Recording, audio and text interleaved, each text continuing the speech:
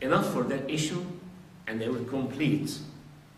What could be the etiology of low self-esteem? Why many of us have low self-esteem? As I said,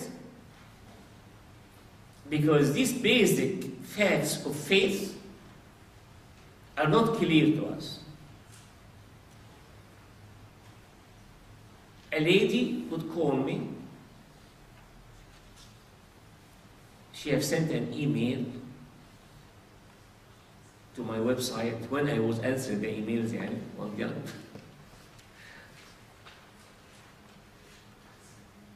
She said, I am ugly. When I look to the mirror, I am assured that I am ugly. Someone came to marry me. I know he came to marry because I'm a pharmacist and I have an income.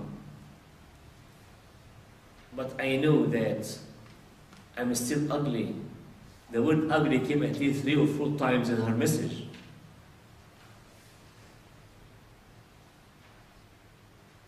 That poor lady, young lady, has no self-esteem because of something I will mention. But the main factor, and now I hope parents who are here will listen, and we will try to know the way we were parented. That's why we are here having whatever we are having now. One of the main reasons of low self-esteem is negative parenting style. Negative parenting style. And I will mention to you under that heading 10 negative parenting styles. Maybe I went through one of those. And this explains what I have inside me now.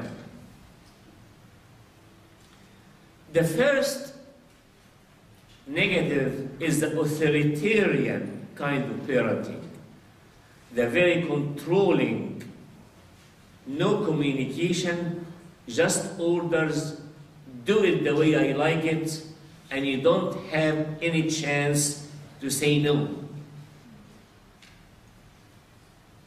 Authoritarian parenting.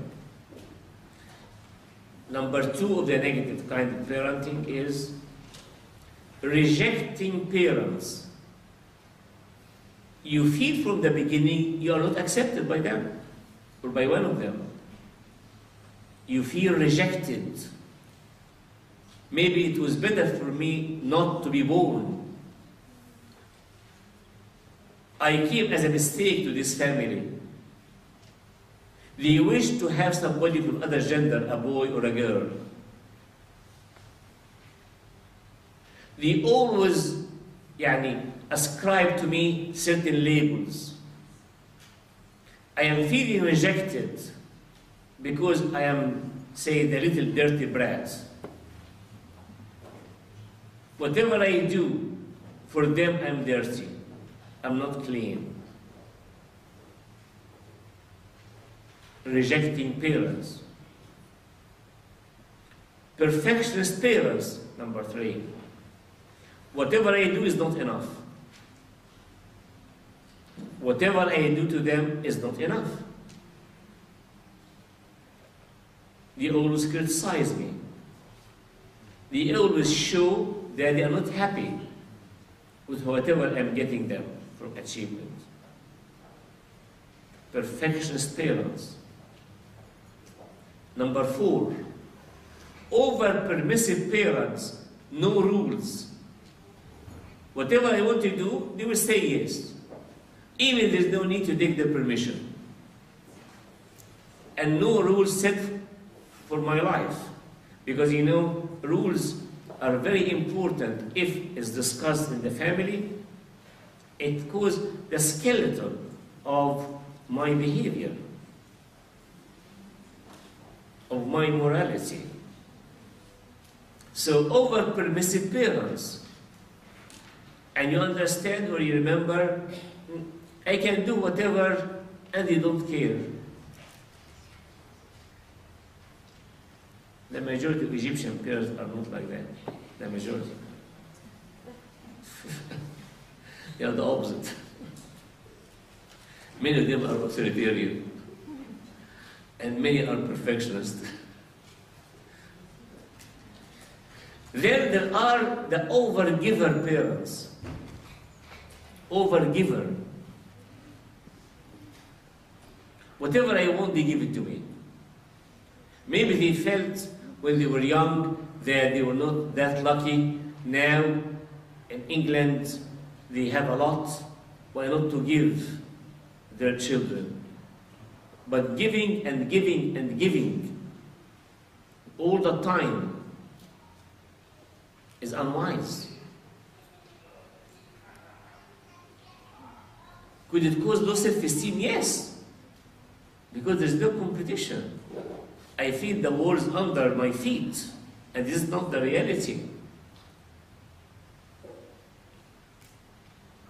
Authoritarian, rejecting, perfectionist, over-permissive, over-giver, overprotective.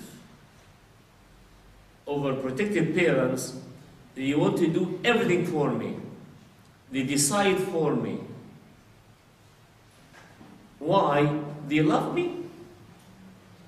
And they want to protect me from making a wrong decision. But they did not teach me any problem solving or how to make a decision. Then harsh parents, abusive harsh parents. Inconsistent parents. One day they are with certain rules, another day with different rules. One day they are moody, one day they have good mood, one day inconsistent in the way they parent me. Then you have the double bind parenting. Double bind means I will do it in a certain way. You go right, you are wrong. You go left, you are wrong. Whatever you do, you are wrong. Why? To have authority over you. And then the last one, number 10, is the absent parent. Absent. He's psycho-emotionally absent. Maybe he's present physically, but he is emotionally not available, psychologically available. He's not there.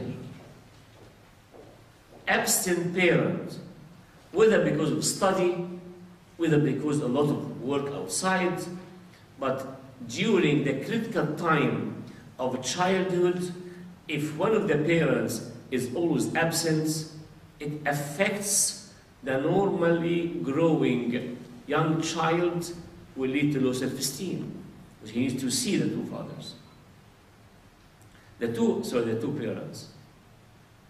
Parents are showing the children the love of Jesus Christ. They are the mirror through which I see Jesus Christ. They reflect to me the love of Jesus Christ. If for any reason I am unable to reflect that, now going to the second reason for low self-esteem other than negative parenting. Negative experiences in childhood and adolescence. This is one of the most important phases in our life. Childhood and adolescence. Negative experiences in the family, whatever I'm seeing in the family, in the school, abuse, harsh treatment, whatever happened with your mom and dad, fighting, whatever. So my negative experiences in my childhood, and especially negative experiences during adolescence, which is the time, actually also the late childhood and adolescence. This is the time of development of all the inferiority complexes. Because there has to be someone who's prettier than me, richer than me, stronger than me, mentally in academics better than me, his memory is better than me, a deacon better than me. There has to be. Or within the same siblings, we prefer someone more than other. All this is happening during childhood and adolescence, and it keeps bad memories inside us, which you have to deal with it. Number 3, if the parents are always commending and complimenting the outer look, especially girls, all their praise is for the outer look. You are so pretty, you are so nice, your mouth, your cheeks, your hands, your feet, your hair, whatever. And no mention of the inner qualities. If the focus is only on the outer look, it leads to inferiority complexes and so much difficulty in future life. Number 4, negative modeling. Mom and dad, one of them, have low self-esteem. And all the behaviors are showing that they have low self-esteem. And it's really infectious, because acquired character. So if one of them have low self-esteem, and he is portraying that in his behavior, going to the mall, buying, selling, talking, communicating, I see in them the passivity, feeling of that they are unable to do something. They have no courage. They can't compete, away from the challenge. There's so many signs as well, but you know. But they are negative models in front of me. Number 5 of the reasons. If someone is born with some physical infirmity, or the physical look slow maturers, I mean boys who will be the shortest in the class, because everybody already grown up and he's not. Girls in a class, all the girls already matured, and they have secondary character showing that they are girls now, not children, and one of them is not. It causes low self-esteem for some time. Unless we deal with that, we help them. Someone has something crooked. Someone who's born, say, with no bones in his legs at all. Going from surgery to surgery to surgery. Somebody is born with any kind of disability or infirmity. It causes low self-esteem, unless we deal with that and help them. Negative way of thinking. It's number 6. Negative way of thinking. I always think that I'm a failure. I'm stupid. I have to please everybody, in order to be accepted. I have to do exactly as He wants from me, without any understanding, or else I will be rejected. I think of myself negatively away from God. So I always talk about me negative self-talk. If I think I am all negatives. Why? Because if anything happened to me in childhood, adolescence, parents, whatever, this is negative thinking. What's more serious is negative misunderstanding of theology. Humility means humiliation and self-degradation and weakness. Humility. God wants me to be humble. But He wants me to always inferior to everybody. He doesn't want me to have any significance. I mean, all these are misunderstanding. To me, self-esteem means pride and arrogance. So better not to have this so-called good self-esteem. Not self-esteem, healthy self-esteem means Christ and I equal infinite power. No. Or I can do all things through Christ. So, misunderstanding of the theology, misunderstanding of the Bible, the verses of the Bible. Let me accuse God by things which are not right. God is looking to me as a unique person. His own temple. His own dwelling in me. I am the source of showing His light to others. He's using me as an ambassador for Him in life. God is relying on my presence. God loves my presence. He said in John 17, don't take them from the world. I want them to be in the world, but protect them from the evil one. When He was praying for God the Father. So, if I misunderstand why God created me in such a family, why He took my mom, why He took my dad, why He gave me that kind of body image, my body image, why, and then get angry at God and say He wants me to be always inferior. No, God doesn't want you to be inferior. And humility doesn't mean that inferiority complex. Humility is power.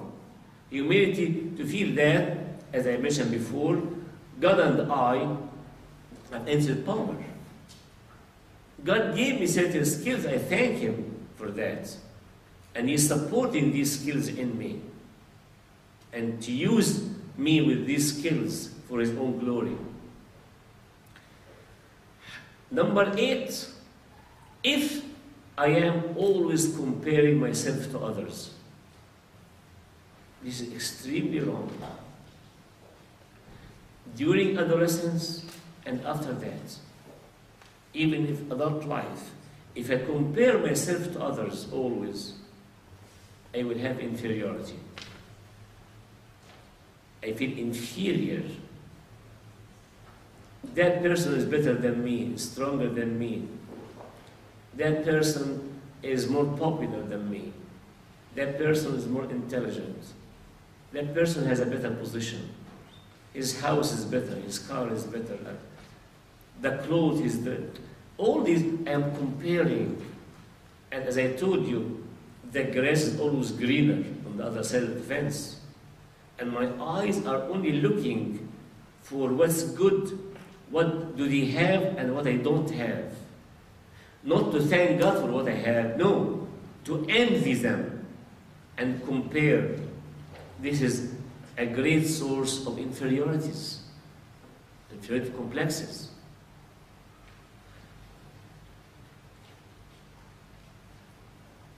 Dysfunctional families. Dysfunctional families. Family always fights, always separation or divorce. Kids lose their trust in God and in themselves.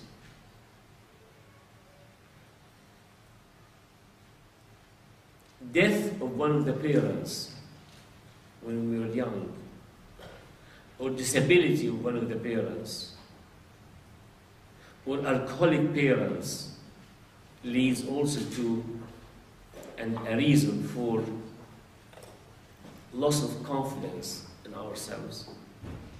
And finally, some learning disabilities,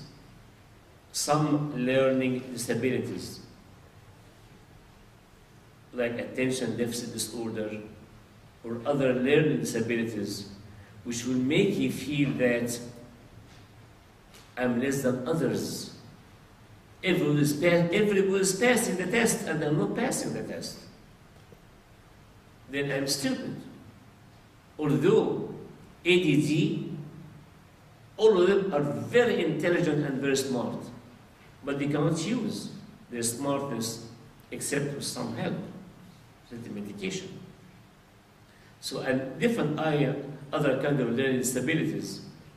In the beginning, when I'm a child, it might precipitate some feeling of inferiority or some feeling of low self-esteem.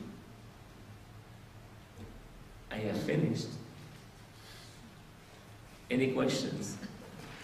So what's the self-esteem? And you have a long list now of reasons. Do I have any reasons from this? Did they went through any of these reasons?